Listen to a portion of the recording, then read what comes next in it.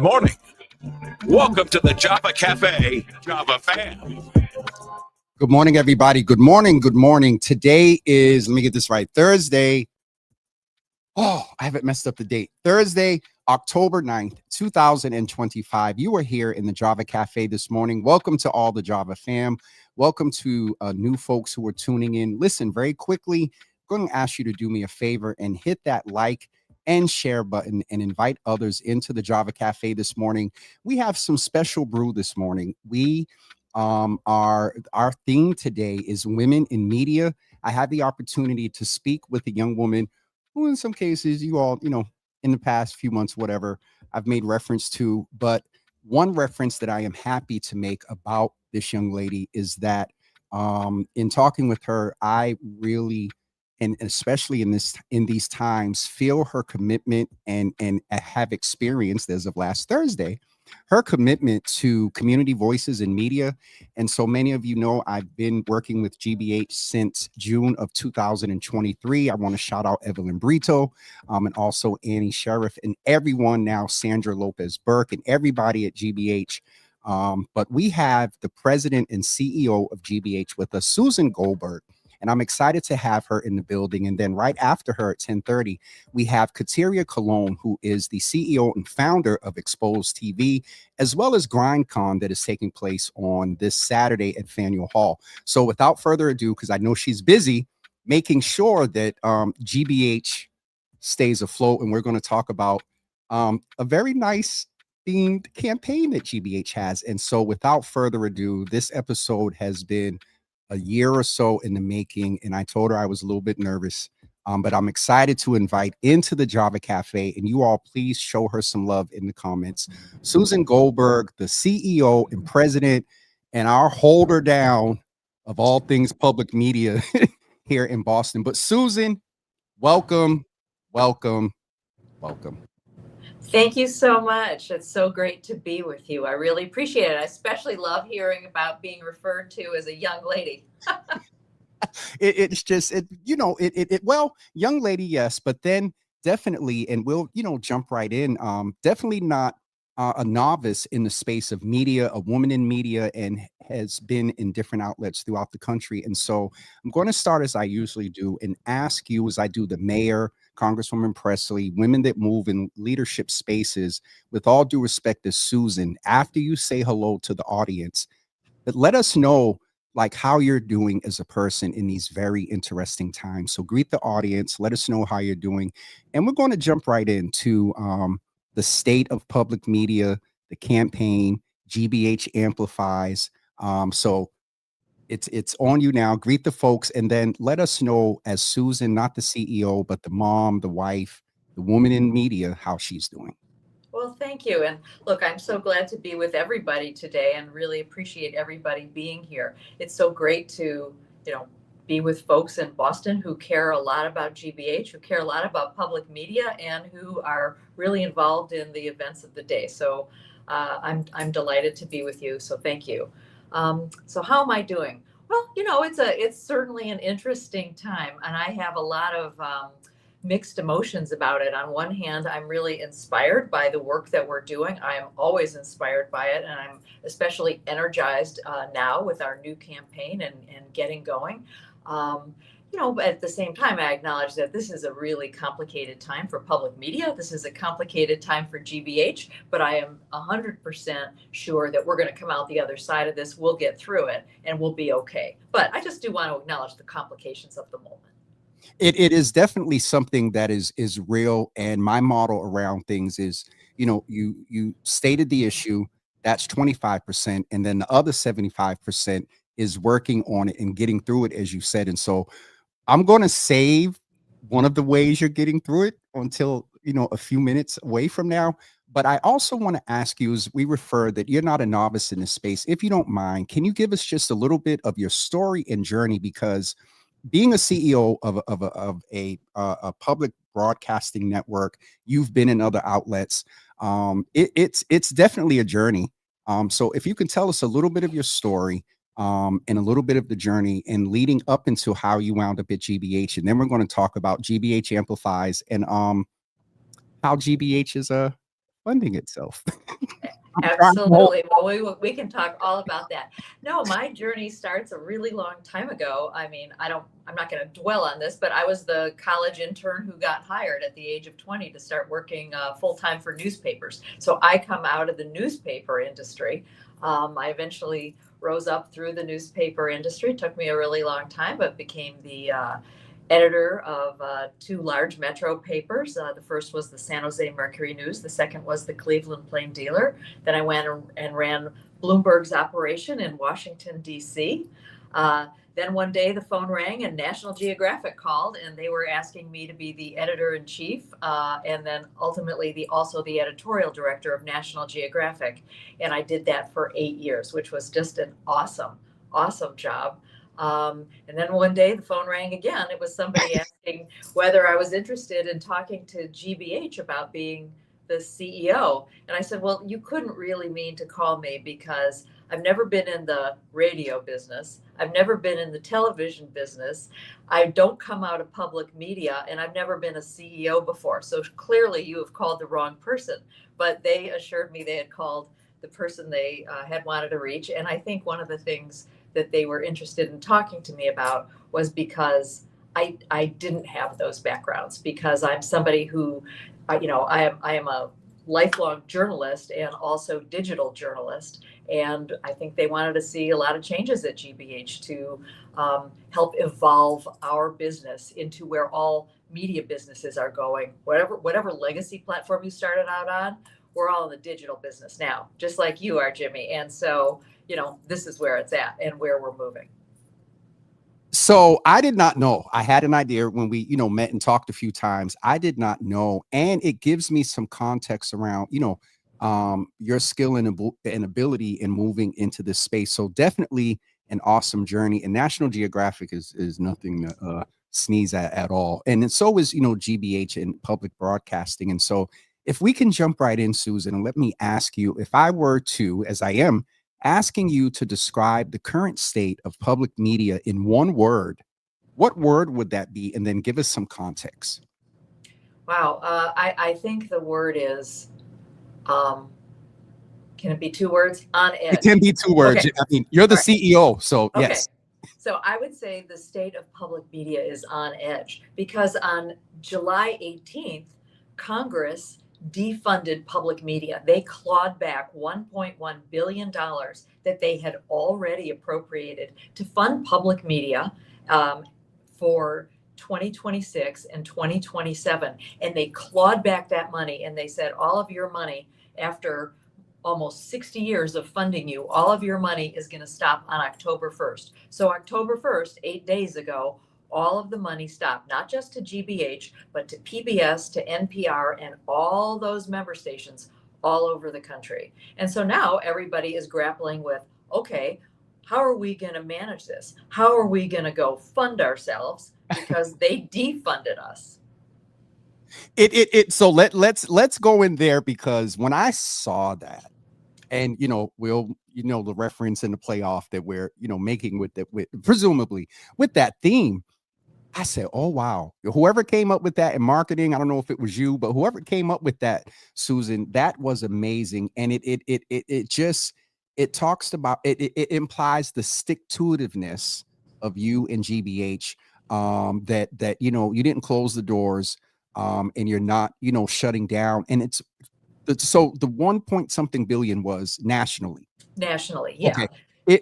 If I don't know if it's been, well, can you give a general ballpark about the impact? Because let's be honest, Susan, we've unfortunately seen over the past year, you've had to grapple, as you said, with other, changes in legacy media that have an impact on the budget. And GBH has experienced some shuffling around and layoffs and whatnot. And so where you're comfortable, let the folks know that how much of a cut and what you're still trying to manage there with this hugely significant cut. And then we're going to talk about go fund yourself. Yeah, well, look, I'm happy to talk about this. As I was saying, like all legacy media companies, whether you started out in newsprint, magazine, print, broadcast television, or broadcast radio, we are making this journey to digital. And, we have to do 2 things at the same time, right? We've still got a lot of wonderful audiences who love watching us on broadcast television and radio. At the same time, our most growing audiences are on digital platforms. And so we are needing to make changes. And those changes alone were already causing quite a bit of disruption, not just for GBH, but for every media company, public or commercial. And so, we've been working on that. And at the same time, we're working on what is already a really complicated situation. This defunding happens. And for us, it's kind of a 1-2 punch. The first is that we just lose 8% of our budget just right off the bottom line. So that was $18 million that we received from the Corporation for Public Broadcasting. But for us, as the largest maker of content for PBS, we have a knock-on effect. The way the system worked, it worked great when it works because it's very interconnected. PBS and all those stations out there got money from the Corporation for Public Broadcasting. And in turn, all those stations paid dues to PBS. And then PBS took some of that money and gave us tens of millions of dollars to create all of those wonderful shows that we make for the system. So that's everything from Frontline and its investigative journalism, Nova, the science series, American Experience, the history show, Antiques Roadshow, which everybody loves all over the country, and Masterpiece, the British drama series that we produce. So PBS gives us tens of millions of dollars to make those shows. But if PBS doesn't get its money, and if stations all over the country are having trouble paying their dues, then PBS has less. And if PBS has less, they're going to give us less to make all that content. I know that's complicated, but it's just sort of, there's the $18 million to start with, and then there's this knock-on money, knock-on effect as well. It's so interesting because similar to what you were saying in breaking down sort of what we would call the trickle and domino effect, the governor also raised that, SNAP benefits and whatnot are being cut. But then that's also a huge percentage of the food economy for the grocery chains here in Massachusetts. And so it's interesting just to see that one decision is made and then there's a whole domino effect on people and on society and on human beings. If I may ask where you're comfortable, what reasoning have you tried to grapple again within your own thinking of intent? Why? What has been sort of your settlement in trying to make this logical, if possible? I'm just curious to your thoughts there, and then we're going to talk about the efforts and the action that GBH is doing. I mean, look, this isn't what any of us wanted to happen, but there's been attempts to defund public media for the last 50 years, and they have always been beaten back. But as in so many other things going on, we are truly living in an unprecedented moment. And I know everybody's sick of that word, but it is the word that really does describe where we are. And so the defunding did happen. And it is my belief that perhaps some members of Congress didn't quite understand the impact of their vote, because rather than, getting rid of NPR, which is what I think some of them were voting for, what they've ended up doing is hurting their local station in rural America or in a tribal community or just, in all over the country and in many red states. So these are the stations that could be the most affected by this defunding. The other thing that has been hugely affected is the loss of money to create educational children's content. That is a big deal, and I'd love to, we can talk more about that. But well, it's interesting because I always love when a guest makes a good segue into. I was thinking about, and I don't know if it's still in production, but as you were talking, I did remember that there's a specialness of Boston when it comes to PBS. I remember that from years ago. So Zoom. I think Sesame Street, if I'm correct, but all types of educational program, not just news, accurate, truthful, factual. If you said you came from Bloomberg and they're known as being one of the balanced folks, but in addition to accurate, truthful information to red states and rural America, there's the children's programming that is impacted here. And so please give us, because that is, and then we can go into the action. That is another yet reason why GBH is working on getting Well, things itself. absolutely. And I should have pointed out, in addition to all those big national shows, we do have a large local news department covering local news in Boston and around the state. But we've got also a big kids division, and so we make, as you referenced, Jimmy, we made Zoom, we made Arthur, we make Work It Out Wombats, we make Molly of Denali. We're one of the largest producers of children's content for PBS Kids, and so we're incredibly proud of that work, and it does make a difference because these are kids shows that aren't just made to, sell sugared cereal. These are kids shows designed to help kids learn how to read, kids learn how to do math, kids learn how to problem solve, and we've got tons of evidence that those shows actually work to help kids learn. And maybe it's not important for every kid in the country to have access to this content, but 45% of the kids in the country don't get to go to pre-K. And so these shows are an attempt, and they are free and accessible to everyone. These shows are an attempt to level that playing field for kids who come in without maybe that education before getting their formal education. So they can start out succeeding in school rather than being behind. I will take Susan off camera and I'll say this, that there is a large perception and belief that, based on a few words that were recently said here, that there's an intentionality to impact the education of our young people. So I said that, but Susan, it is remarkable. One, I'm learning a lot about you today, and two, if I believe the audience agrees that this commitment exudes out of you. I've got to sit and talk with you, and you looked me in my face and told me that there is a commitment here with all these cuts and whatnot. Community voices is a huge part of the GBH legacy. And so we've learned a lot today. Now let's learn a little bit more about how GBH is going to fund itself. Well, thank you. So, look, we lost money on October 1st, and I think that was a day that a lot of people, maybe at other public media stations, were sort of wringing their hands or mourning. And we decided we would take this moment to absolutely take action, to do everything we could to go forward in the best way possible. So we started a campaign called Fund the Future. And one of the things we did, we started out with kind of an edgy slogan, and we put it up on our billboard that hangs out over the Massachusetts Turnpike. And it said, Congress told us to go fund yourself. And so that is what we're trying to do. And that was really the basis for launching that campaign.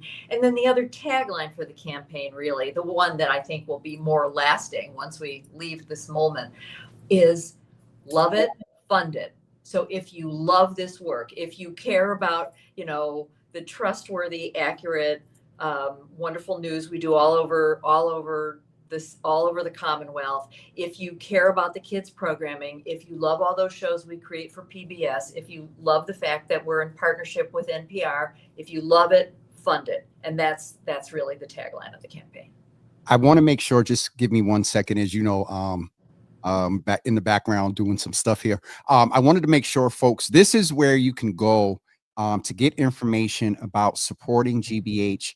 And I also put it in the comments. So there is a hyperlink that is right there. And I tell my audience all the time, Susan, that, you'll take the 500, the 1,000, the 2,500, but, multiple people giving $5 and $10, it all adds up, and it all is a contribution to the fact that if you love it, fund it. One of the things, and I want to shout out the Bar Foundation, talk about funding, is that there's this partnership, or this support that you got from Bar, and it's now produced this thing of GBH Amplifies, and it's part of our, the model of our initial partnering. And so can we talk a little bit about that as well? Because one, just from a marketing standpoint, I'm going to promote and say that I'm part of the GBH Amplifies, and I'm part of the demonstrated commitment that Susan and GBH has made. And so let's talk a little bit about GBH Amplifies, And then we do have another woman in media that's going to come in. They're going to chat for like 1 minute, and then we're going to talk about GrindCon. But talk about GBH Amplifies, and I challenge you to do it without smiling. Well, look, all right, I can't do it without smiling because we're incredibly proud of this, and we're just really getting started. So, this is a tremendous opportunity for us to have on hosts from the community. People like you, Jimmy. People like Ron Mitchell from the Bay State Banner. People like Alberto Vizcayo from El Mundo, and have hosts on to really talk about issues that you might not necessarily hear about in mainstream media. And people, they, like you, can create your own show, bring on guests, and it comes out over our airwaves. We film it at the Boston Public Library, where we have our wonderful studio, where I would invite everybody to come visit. We do the Boston Public Radio show there with Jim and Marjorie. We do the culture show there several times a week. So we invite people to come into our literally transparent studio and see how we create media, including Amplifies. So this is just part of what I think public media does that commercial media doesn't necessarily do, which is really invite in the public and make sure we're soliciting all kinds of viewpoints so we can be as inclusive as we possibly can be. Hold on. Can you say that word? Inclusive? Yeah. Yeah, I like that word.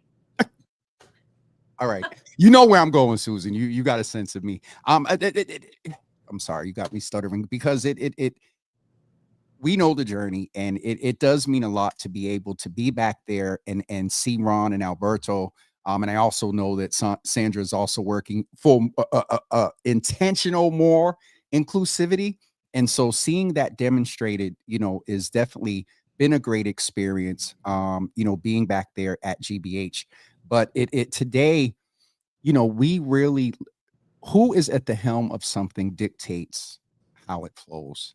You know what I mean? And I think for my audience, we do it there at the library, but you coming today, I think is the similar thing that on mainstream media, you might have not got to have this half an hour long conversation, tell your story, tell the journey, and have a real conversation about the impact of the work you do there. And so I really appreciate you, being with us today and all that you do there. And I still want to remind people, we have another guest coming in a couple of seconds, but I still want to remind people that this is where you all can go. Also this. Oh, wait a minute. Hold on. We got props that you got the QR. Hold on. Put it a little bit closer, Susan. Come on with the QR code. For those of you that may be casting to your TV, take your phone, scan that QR. I'm going to get a screenshot of that. I hope this will work. But Susan, that is awesome. These are some stickers we've got with that slogan, love it, fund it, because that's what we're all about. Listen, that is there. This is going to be a wonderful screenshot. Okay. Thank you for letting me use this opportunity.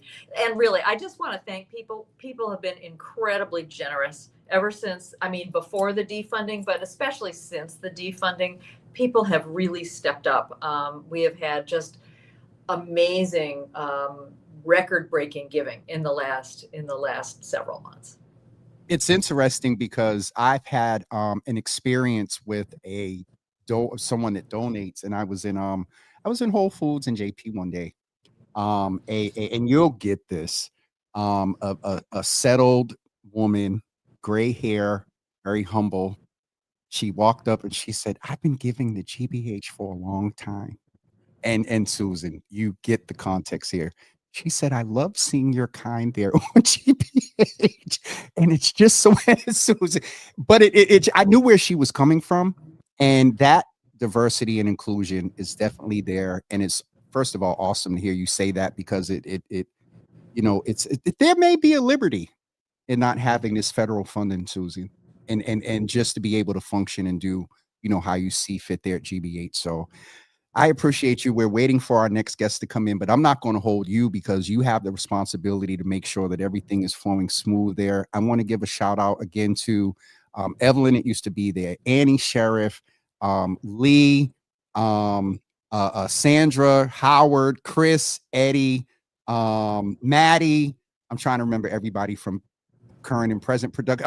Juan Jose, that's there now, and everybody. It's definitely a team effort there. And so I want to also allow you opportunity to give some closing remarks as well. Well, thank you. And I think you've summed that up so well. It is a team effort, and it's a team effort between us and all of our viewers and listeners who, as I said, have been so generous in supporting what we do and the really important work that we do in covering the community, in creating content, and in bringing people in. And so, again, I just want to thank everybody who's tuned in today, and especially thank you, Jimmy, so much for allowing me the opportunity to talk with you and talk with your wonderful audience today.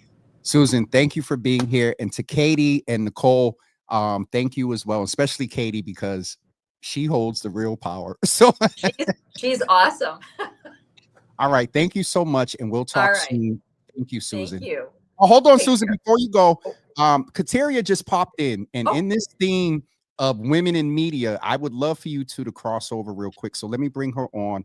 Kateria, Susan, Kateria. Hi, Susan. I'm going to come off the camera real quick. You all say hello to one another. Kateria, I told you who Susan is, and Susan, I told you what Kateria does. So 1 minute of you two celebrating each other, saying hello. I don't know, but women in media is the moment right now. So I'm just going to take myself off the screen. Yes. Kateria, it's so great to meet a young up-and-coming woman in media. Good for you. Thank you, Susan. I'm really excited. As you know, this journey is when you're going through it, it's a lot. It's hectic, and you have to go through obstacles. I mean, I started off with radio and media about 13 years ago, and then for 4 years of my life, 6 years of my life, I was between Gemini 94.5, iHeartRadio, and Dash Radio in LA. So, radio and media and TV has always been my passion, but I'm just really excited because we're going to complete 9 years of our media company. And it just feels great that I'm still involved in what I love. And I see that you've been involved in what you love for many years as well.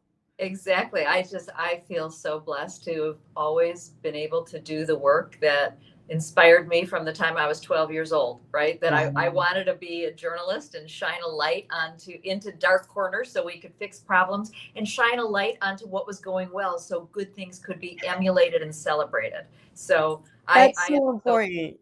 And so lucky to be here at GBH where we get to do so much of that. I love GBS, just so important. And, with media, it could be so negative. So I'm so happy to hear, and I'm so happy to follow people like you, your steps that are still, positive media, Thank you. We need it. We need to, the shine, the light shine. Thank you. Thanks again to you both. Thank you. Take care. Bye. Kateria, that was a good segue because Susan was just talking about, she had used the word darkness, you know what I mean? And so that point around the light is definitely important. I'm going to jump in. I have to do a little tech here I want to share a video, but please say hello to the audience. And it is Thankful Thursday. And so I would ask you to introduce yourself, start with your introduction, and then give us one word for why you're thankful today. And then we're going to jump right into your journey, your story. You told a little bit of it, but then also we'll talk about how you got to Expose TV, Brian on. So go ahead and tell us a little bit, and I'm going to go ahead and download that file. Awesome. Hey everyone, I'm so excited to be on Jimmy Java's platform. It's been amazing. As you know, I am the co-founder and CEO of Expose TV and GrandCon. Expose TV is a multimedia company, and it really started off as a TV series because I really wanted to expose people in a positive way. And so that's why I use the name to grab attention. And when you see the content is all positivity. And with GrandCon, that's Boston's biggest music and entertainment business conference. It really stemmed from, having all these opportunities and meeting a lot of people in the business and just wanting to, give those connections and network people in the same room and provide access to our community. And so I'm so excited to speak about both platforms. They, Expose TV, as I mentioned, has been around for the last 9 years. October 12th would actually be 9 years. And GrandCon, this is our 7th one. And so I'm really excited. I've been in media for the last 13 years, started off at Mass TV, then I transformed into my platform in 2016, and then in 2019 to 2020, I was the syndicated producer for The Breakfast Club on Gem 94.5 and on-air talent. And then after that, I went into Dash Radio in LA, which is actually, I believe it was founded by Clinton Sparks, and he's from the Bean. So it was really, really dope to be a part of that platform too. And it was in LA. Like, I wanted an LA audience. You know, I didn't want to leave Boston. I love Boston. So let me ask you something real quick, and we'll get to GrindCon in a second, but you said a couple of things that I'm going to take advantage of your expertise in this space. Boston has a lot of history in the industry across the board. And it's interesting because you said, you didn't want to leave Boston and you went to LA. So a couple of things there. Do you believe in the notion that you have to leave Boston? No. You don't. So No. You know where I was going. Yes, I knew where you were going, because this happens a lot. And this is the conversation that I had with many artists, musical artists specifically. They were just like, okay, I want to go to LA, I want to go to New York. But when you start going into those places, you have to realize that now you have to build and start all over. And it's not like what you think it is. It's not like you go to New York and LA and then now you're popping. So for me, I've always been this has always been my thing. You do not have to leave your city. And I'm just a proof of it, because I didn't have to leave. I was building these connections. Of course, you have to travel, right? But you come back and you bring that knowledge to your city. It's like, I always think about it like, when I went to Northeastern University, and there was a large population of students coming from everywhere. And I remember this girl, she said, oh, I love China. I love where I'm from. I actually came here to like build who I am, get the knowledge, and then I'm going to take it back to my city, and I want to continue to grow because that's where I love. And so for me, that's the way I feel. I don't feel like I need to move somewhere else to complete something that I love. What I feel like I need to do is network a lot, network across, and then bring that to my city, because we need that, right? A lot of artists that have got out the city that, some of them don't claim that they're from here, or they don't mention it. That's bad, because we need that, right? We need, and he sips his tea.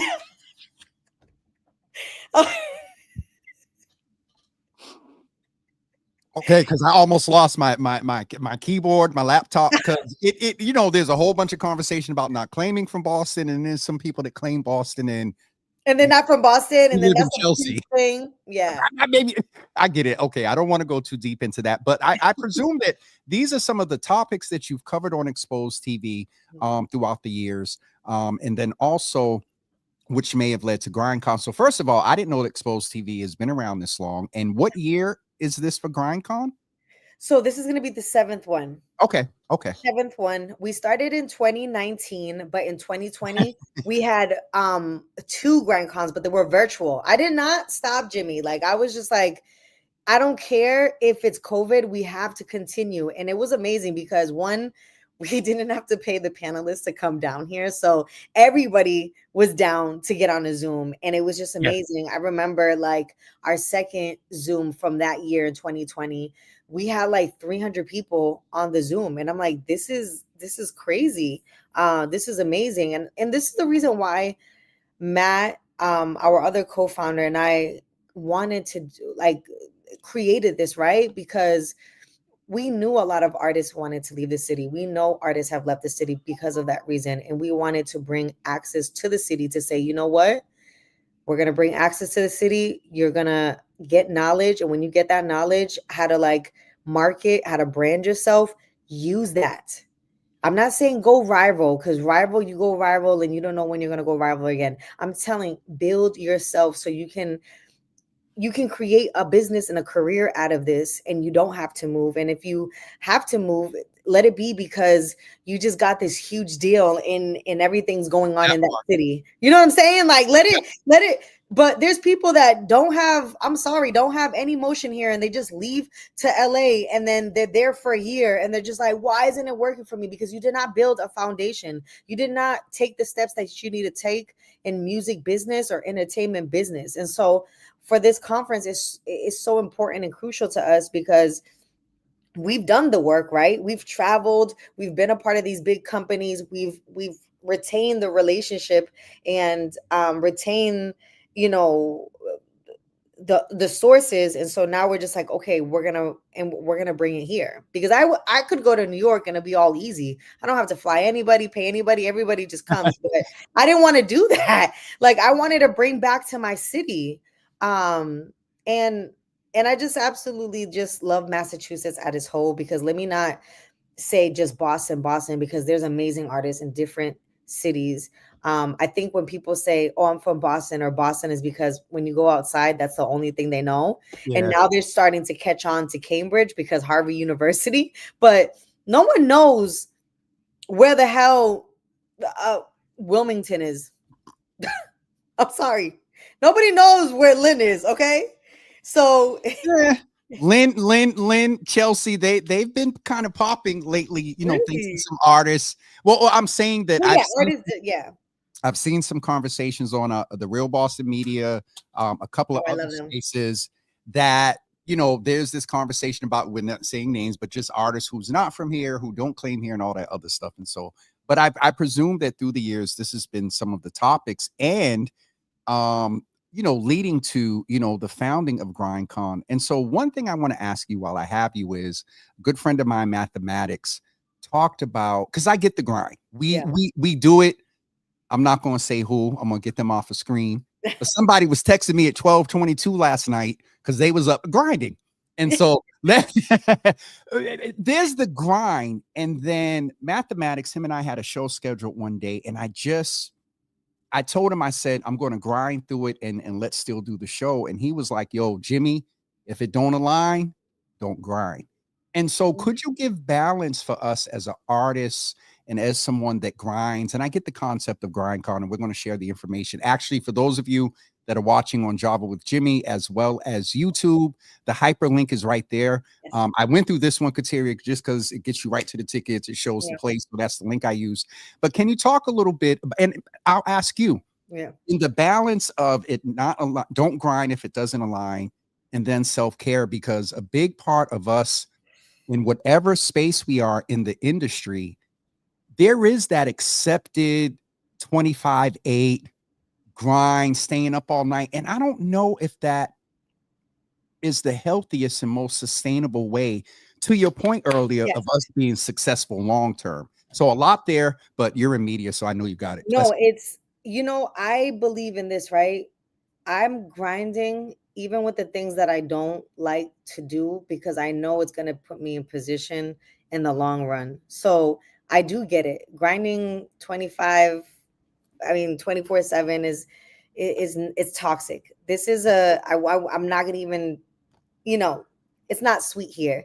You know, there's a lot of late nights, there's a lot of stress. But I will say that the times that I've been in my most stressful moment, because I've been grinding, it shows in the next year or so, where I'm like, wow, like I didn't, for example, like when I was at Jammin', I was waking up at 5 a.m. I had to be in the studio. I had to on air, and then the show ended at 11. I could have gone home, but because I wanted to continue to have a lead there and continue to really mostly be successful and do the best voiceovers, I would stay till like 7, 8 p.m. Go back and wake up at 5. And that was crazy because, one, I was not doing my hair and I had to be on air, taking care of myself. And it was so much, but guess what? I got better and better and better in establish who my presence was and who I wanted to be, right? And so I think that when you're grinding, you also have to be aligned with what's the outcome at the end. And so if you're grinding just to grind, or grinding, this is another thing, grinding with others that are not aligned in what you're trying to do or what you want to do, that's where you're wasting your time. Let me tell you something, and I've done it for too long where I've been wasting my time on people that have showed many red flags, but I'm like, I believe in people. I give people benefit of the doubt. But that's where it gets really toxic and mind blowing. And if you're putting too much into someone that's not putting too much into you, or there's not the same value, that's where it gets toxic. That's where the grind doesn't even align or doesn't even make sense. I I definitely get that. Ditto, aligned.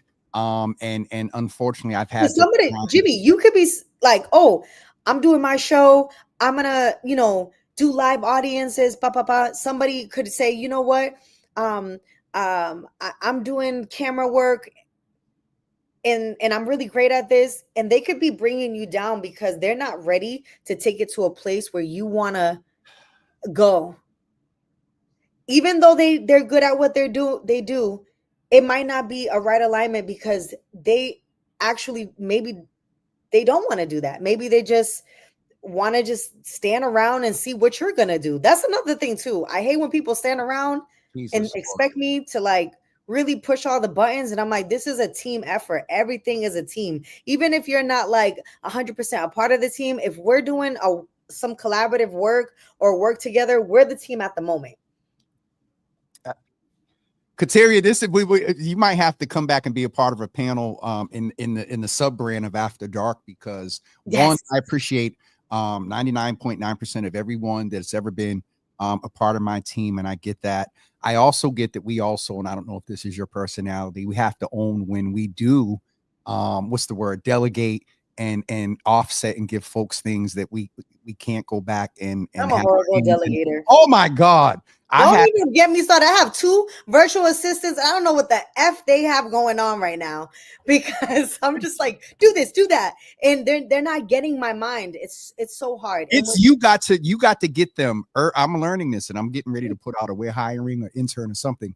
I learned this from Sheena Collier of Boston Wild Black, and her assistant, Alexandra, says this, and it's a testament, because what she does and how she handles and manages Sheena is just the model. But they shared with me, Alex says, I've been with Sheena since I was an intern. Sheena says Alex has been with me since she was an intern, and she basically molded and shaped her into what she needed while also developing her. And so that investment, okay, that's an investment there. Let me tell you something. That's a huge investment, because when you're able to be together with a CEO, with a powerhouse in your intern, that's probably the biggest job, but the biggest opportunity for the assistant or the intern, because she's now molding you to be the next CEO.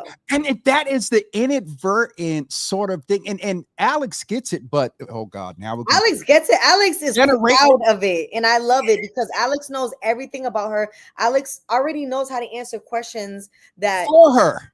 And in her voice, and so anyway, that's a whole nother like we need an assistant and an executive like Alex. It's crazy. I ask Alex all the time, do you got a clone? She got an organization. Sheena was like, you're not. I said, I'm not trying to take her. I was like, is there another you anywhere? So shout out to Alex and Sheena from Boston Wild Black. And they're going to be actually at GrindCon. They are going to have their vendor table, their booth. So anybody that is really interested in knowing more about Black Boston, because there is Black people, please sign up with Sheena. She has such an amazing program membership, and she's really fun. Because I've seen like other people, not people do this, but like people that have memberships to get tours and all that stuff. And it's just like, it's boring. Like, she puts culture into it. She puts her own, and she's a Cancer. She's my Cancer sister, by the way. Oh, Jesus. Gotta put it out there. Shout out to all. I don't really ascribe to all the stuff, but I was born. Wait, what's your sign? I was born when they say the tropic was in Virgo. Okay, what day? I mean, what month? September 8th, just September. September 8th. Wait a minute, Virgo. 30 days ago. Virgos go 0 to 100, by the way. You're not going to do me. No, not 0 to 100, 0 to jail. Because I feel like no. Never mind, because something Virgos are Pisces, 0 to jail. Let me tell you. No. In a Libra is petty as F. We could go through the whole It a zodiac. hop- sign. I don't, too much. I get it. My family, my sisters, oh, these two match, and these two will always fight. And anyway, but shout out to Sheena and Alex, who are setting an example and also has, proven that a healthy grind does set you up for sustainable success. So I want to allow the folks just to get a little purview of what happens at GrindCon. We're going to take a minute and show you guys a video. If you're watching on YouTube and Java with Jimmy on Facebook, in the background, I'll put it on the James page as well. The link that you can get information about GrindCon and get your tickets, find out about the workshops.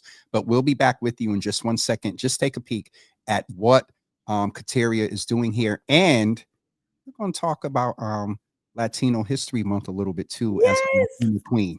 We'll be right back with you folks in 1 second. Freeze on my elbow, tuck to the 6 deep. It's a fuck no, tucking in the bed. Look lean, look red, oh, lean on thick. Look at me, look at that rose, look like grease. All of the things that make me who I am, I learned it here, I experienced it here. My city taught me how to survive, and that's the same hunger and the same mindset that I put into this music. Me just having friends from different cultures, I think that enhanced my whole identity as a person and as a musical artist. Freeze, It just makes you appreciate everything that I've been tuck through. to the 6. Gotta grind, but keep that pain, keep that same passion. Fix your mouth. Fix your mouth, fix your tailbone. Being Latina, being Dominican, you guys are gonna hear some Spanish music, Spanish R&B. I'm like a kid in a candy store when I get into these amazing spaces that God allows me to go into. Fix your mouth. On my elbow, tuck to the 6. If you ain't an energy person, you in the wrong place. Ain't nothing like GrindCon, you feel what I'm saying? So we can go here and vibe. Let's do it. Don't miss it. Y'all be there. It's gonna be lit. You already know. Grease. That was fire. Shout out to my boy Exit Fame. Shout out to the production and everybody that was a part Matt of Thomas. He That- does it all. Matt Thomas did your production there. Yes. He does It was definitely fire. And so you talked about Latin music is going to be a part of this. Yes. Oh God, now I want to ask you about the diaspora, because there's this attempt to separate black and brown and all right, you're going to have to come back. No, listen, we do have to talk about that because So let's talk about, you're a Latina woman. Yeah. In media. We had Susan. I just want to, highlight that what you said about, Alex and intern thing. Susan said that she was one of the lucky interns at 20 that was an intern and got a job. wow. And look at her now, National at that. Geographic and all this other stuff.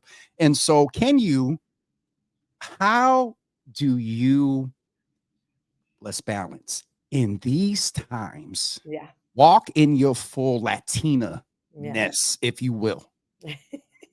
Well, listen,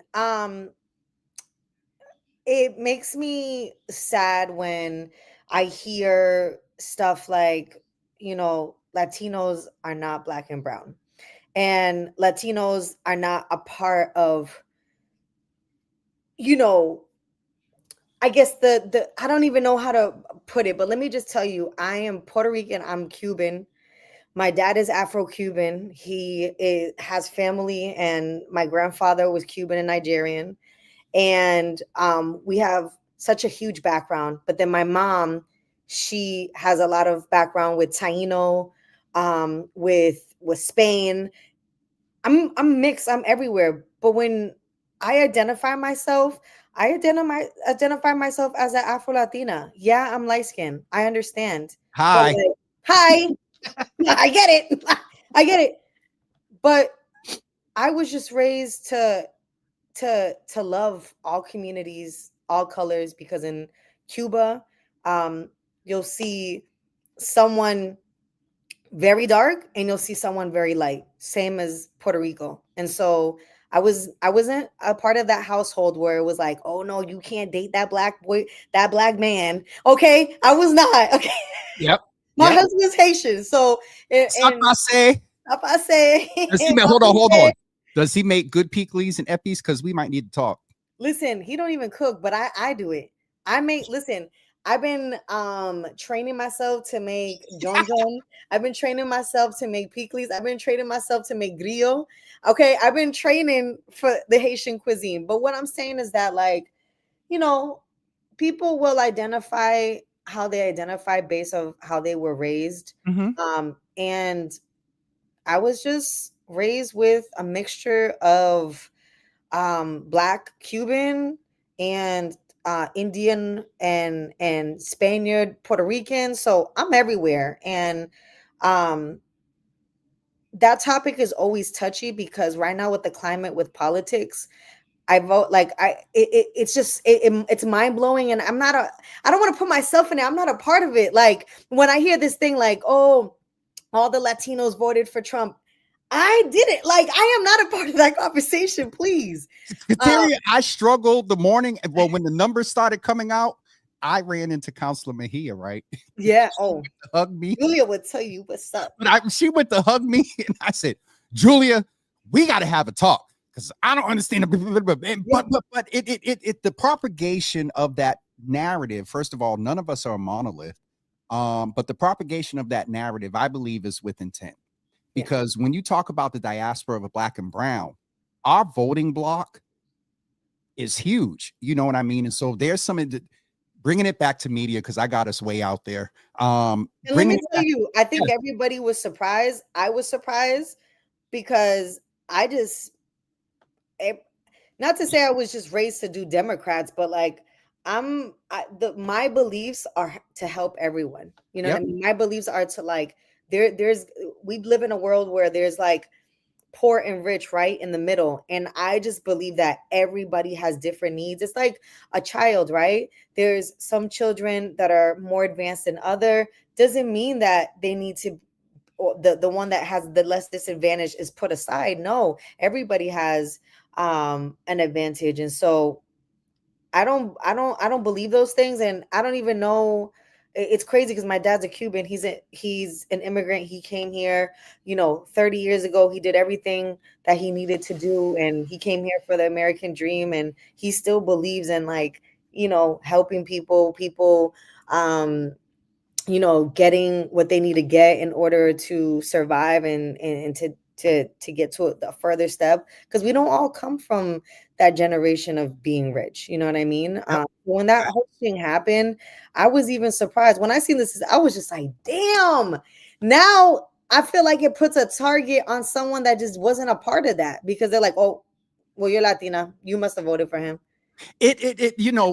But again, bringing it back to media, there is purposeful intent to drive wedges across the diaspora.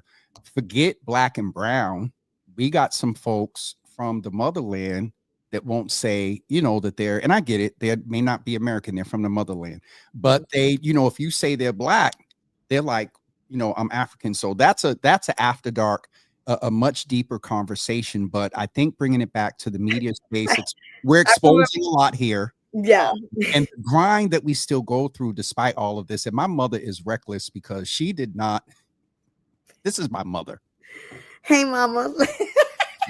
Light bright. Ma, you did not. We're going to get ready to wrap up, everyone, because believe it or not, I got to go get her shortly and take her on an errand real quick. But awesome. We've seen each other in community, and this was definitely a good time to get to know you better. I will be there Saturday. Folks, don't forget that the link is hypered on YouTube. And also, let me go in, James. And I just want to say, Jimmy, to your audience, love, okay? Like love, love, love, love. When, it doesn't matter where someone comes from, how someone looks like, if they're poor, rich, whatever, like love is the number one key. And that's what I go through. If you look at me, I'm never involved in any politics because it's stressful. It puts people against each other, and I'm just not for it. I'm for love. I'm for being a kind person. I'm for having a genuine heart. So I just want to put that out there. I know that, I really want to just say, like, I just want to just focus on GrindCon, but because we were on that question, I just want to say, like, love is so important. And it doesn't mean like I have to love everyone, but just have that heart that, I don't want to do, I just want to be a great person. And so I hope people just always thank God for just having them on this earth.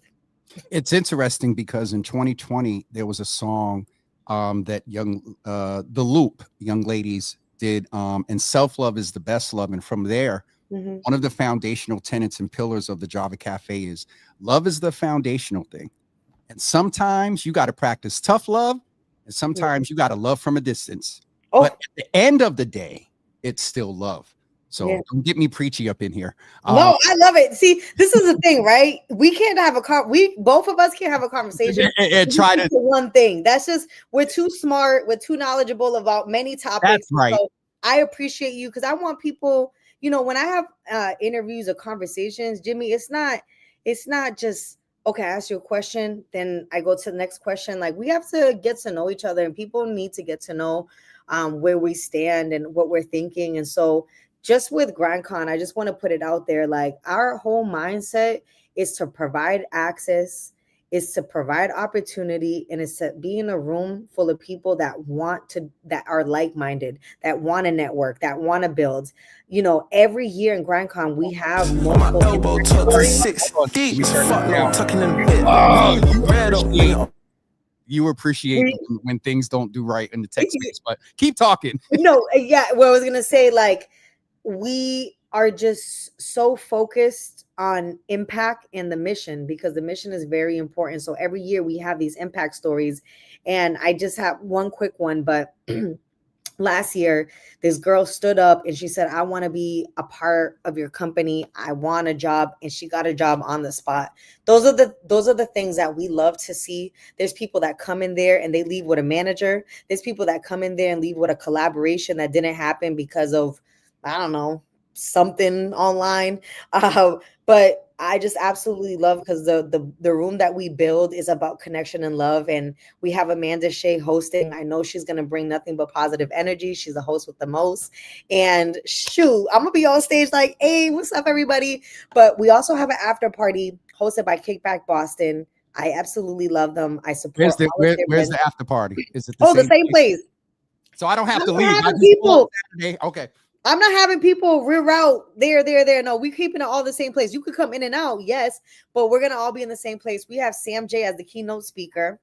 We have IDK, which did a huge program at the Harvard University. And, you know, that was for Harvard. It was more intimate. Now he's like, okay, I want the whole Boston community pop out. I have so much to share with you guys.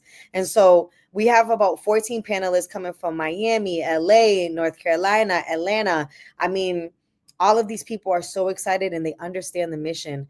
And let me tell you something, Jimmy, whenever anybody does something with me, you cannot be hiding in the green room. You can't be hiding in your car. You need to be out there networking because I'm bringing these people out of state so they could connect with my people. They could connect with our community. They could connect with the Boston community. That's what we need. We need resources. We need strategy, and we need to know how to level up. And so say that again. That needs to be. We need strategy. We need to know how to level up, and we need resources and connections. That's it. Period. And I'm not one of them period people. But anyway. No, listen, you did the period, and you was sipping tea. Because that's the thing there. Because when you said something, it was just it was in love, but it was a teeny bit shady, and that's what I'm known for. When people say stuff, I take a sip. So listen, not tea. I'm like a little sour patch. I'm sweet and sour, but mostly sweet. But I gotta say what I gotta say. I'm getting there, but it is, it is in love. So, but Kateria, thank you for being with us today. I look forward to Saturday. It is literally it's very few times that folks I am going to live there. I'm going to be present. I'll probably do some social media stuff. But to be able to not have anything to do and come and be, because I'm not, in the industry and all that other stuff, but to be in those spaces and learn, I just, this is entertainment. I am shifting and embracing Danielle, Marv, and Courtney. I asked them all last week on GBH, do you consider yourself to be a journalist? They was like, yes. I've shied away from that. So I'm doing better. Maybe I'll walk away with a different perspective after Saturday at GrindCon. Yes. So listen, thank you so much, Jimmy. Yes, thank you for being here. And I hope that even, there's something that develops with you and Susan meeting. Sandra Lopez Burke, who is one of the producers. I'm not sure if you know her, but Sandra, this is a young lady that, if you're doing some other things there at GBH, to definitely reach out to and touch base. So thank you so much for being with us. And I just want to make sure I did drop the link, Asia. I'll do it again here so it's more present. And folks are looking for the information, sis. So thank you for being with us.